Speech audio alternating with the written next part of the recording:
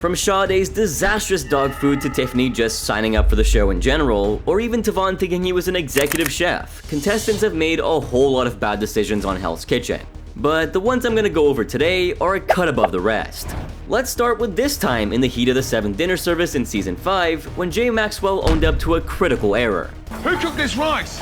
I did, Chef. Look at it, Jay! How can you do that, Jay? Yeah, he overcooked the entire supply of rice for both the red and blue teams. For both teams?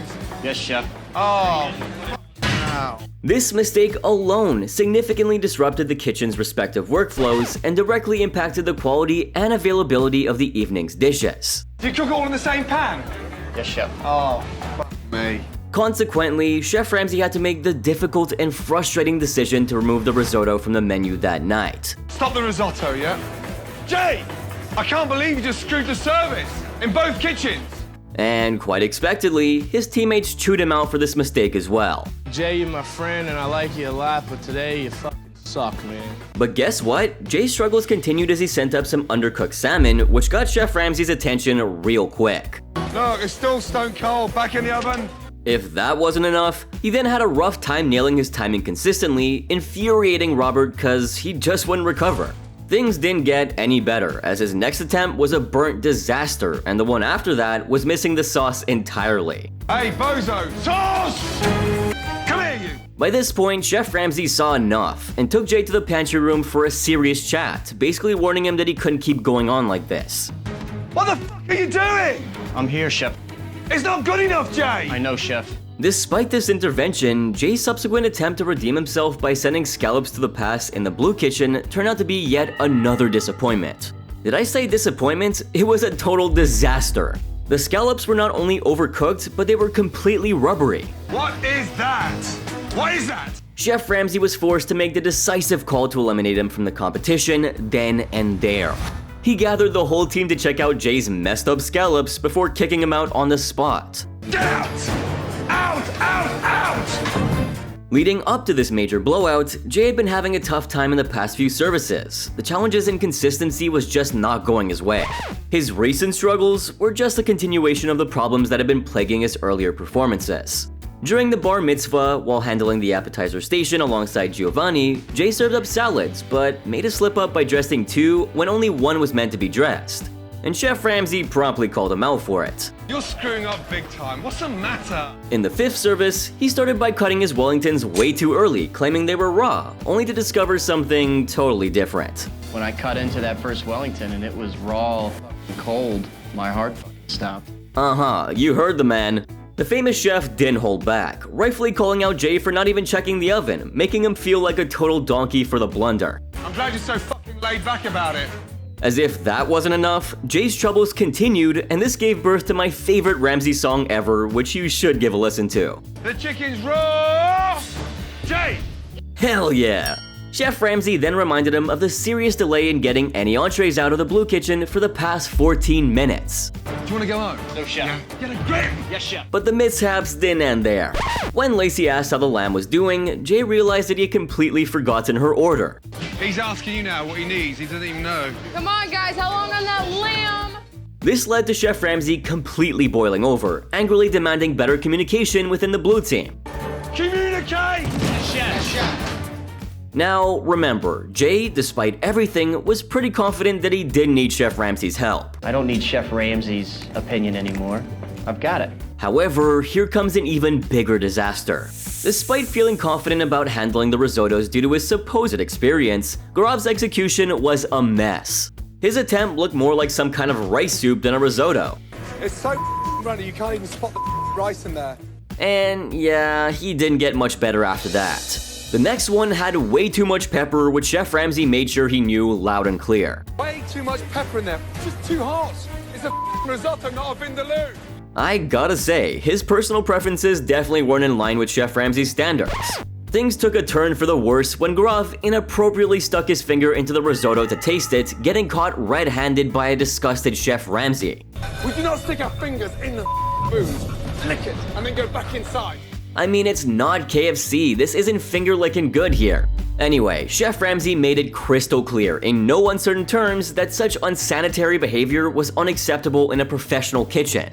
He bluntly called for better standards and threatened to eliminate Gaurav if he dared to repeat such a gross violation. You got a grip, chef. Don't worry about getting a grip.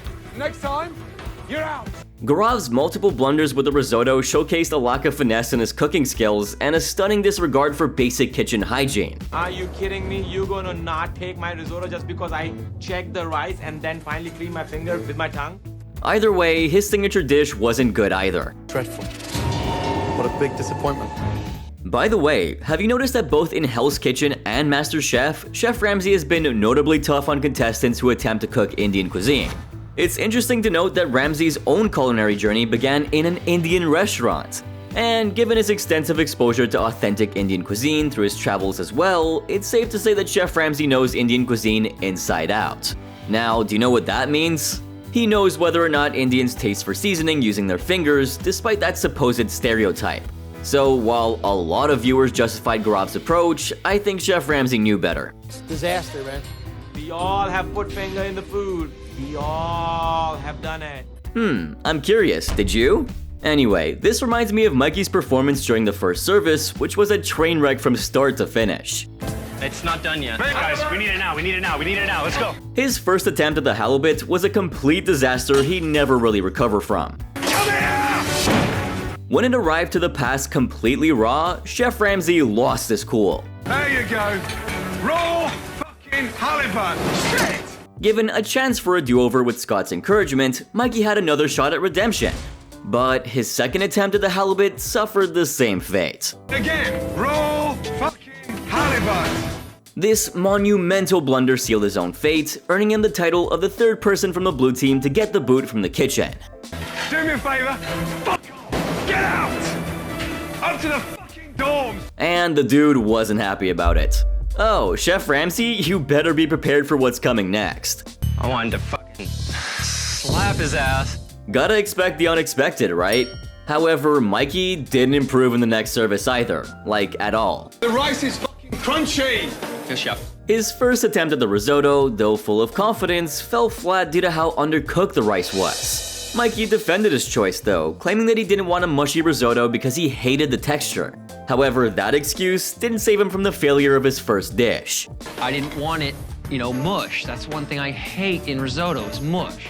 With his second try, Mikey managed to get a risotto accepted, but Chef Ramsay's lack of enthusiasm spoke volumes. 43 minutes for your first appetizer. Yes, chef. Congratulations. However, his fleeting success was very short-lived, as the risotto swiftly made a return trip due to the rice being undercooked again. Yeah. Young man, the rice is bullets. This dude just can't catch a break, man. Chef Ramsay urged Mikey to refire it immediately. But instead of communicating, Mikey remained silent, aggravating Chef Ramsay even further. Not even talking to me. Fucking mad. Shit. Although Mikey had escaped the nomination for elimination that night, Chef Ramsay's patience had worn thin. He was practically an eliminated chef walking. And so Chef Ramsay decided to show him the door, deeming 2 back-to-back poor performances as unacceptable. You backed your team up, but not just one service, 2 shit services. But nobody was going to be able to destroy his spirit. I knew I did crappy, but I still got my tattoo of Hell's Kitchen, and I wear it with pride. My man. But here comes a contestant who messed up the one and only service he was featured in. Do you guys remember Scott from season 18? Trust me, if you don't, I don't blame you, but this dude was a hot mess from the get-go. First off, he sent up only enough shrimp for just one order, thinking he heard 1 instead of 2. How many risotto are going? Just one. Chef Ramsay screaming about it didn't do much to salvage the situation either, forcing him to send out just 1 complete risotto. As fiery as he can be, he can't turn shrimp from raw to cooked just by yelling at it. If only, right? Anyway, it only gets worse from here, guys. Scott started arguing that he was confused about what Chef Ramsay actually wanted, asking him to slow down. Where are the other shrimp? Well, I'm confused, Chef. What do you You're need confused. Then, instead of just sorting out the shrimp fiasco properly, he sends out a whopping 6 shrimp when only 3 were needed for the other order. Chef Ramsay and sous chef Christina were understandably annoyed by this colossal overkill. 6 shrimp. Oh my God, you only need 3 now. You already cooked 3. And here's the cherry on top, Chef Ramsay caught Scott cooking more shrimp when he already had a batch out. Why are you cooking the shrimp? Pardon? You'd already done the order. Now, what was Scott's excuse? Table side. Are you real? So apparently he was doing it for tableside service. I know, I don't get it either. Chef Ramsay quickly reminded him that tableside stuff was Scottley's gig, not his. He didn't waste a moment and took him straight to Scottley to drive the point home, leaving Scott super embarrassed. Tableside means it's sat next to the table. Yes, chef. This is so embarrassing. Well, if you ask me, he looks like a nice, decent guy. Probably in the wrong show though. Okay, so I've already talked about this next moment in one of my latest videos, but I can't help but bring it up again. I'm talking about Elizabeth's fiasco during the 20-year reunion planning challenge. I haven't done a lot of like Hawaiian cooking and stuff, but I've done like Asian, and they do taste extremely similar. I mean, like, in what world, girl? She screwed up the only job that she had. She was to represent her team at the committee meeting where she was instructed to stick to the Hawaiian theme. But Elizabeth had other plans. How do you guys feel about combining meat and seafood on the same plate? And obviously, her idea left the committee dumbfounded. Any more questions? No, I think I've got a concept. Yeah, no, she totally didn't. During the cooking process, Elizabeth only confused things even more. Her suggestion of bacon-wrapped scallops caused concern among her teammates, especially Jamie. I was confused as to if she really did have the right details or not. And yeah, Elizabeth also failed to mention that one of the committee members was a pescatarian, which Chef Ramsay was nowhere near happy about. Elizabeth, Diada did explain that she was pescatarian and she couldn't eat meat. Her leadership, or lack thereof, resulted in a harsh 0-3 loss for the red team and all the punishments that came with the territory. Okay, I'm sorry. I was under the impression that like we could mix them. Amidst the punishment, tensions flared as Elise, rightfully upset, confronted Elizabeth about her misinformation campaign. Elizabeth attempted to defend herself by claiming that she heard something about Asian food from the committee. However, things got even messier when Elise threw the pescatarian guest in her face again.